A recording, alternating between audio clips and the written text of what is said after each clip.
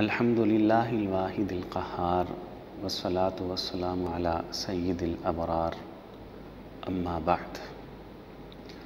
مسئلہ یہ پوچھا گیا ہے کہ قربانی کا جانور ذبح کرنے والا جو قصائی ہے اسے اجرت میں اس جانور کا چمڑا یا اس جانور کا گوشت دینا ٹھیک ہے یا نہیں؟ تو جواب اس کا یہ ہے کہ رسول اکرم صلی اللہ علیہ وسلم نے ذبح کرنے والے قصائی کو بطور اجرت جانور کے جسم کا چمڑا یا اس کا گوشت دینے سے منع فرمایا ہے۔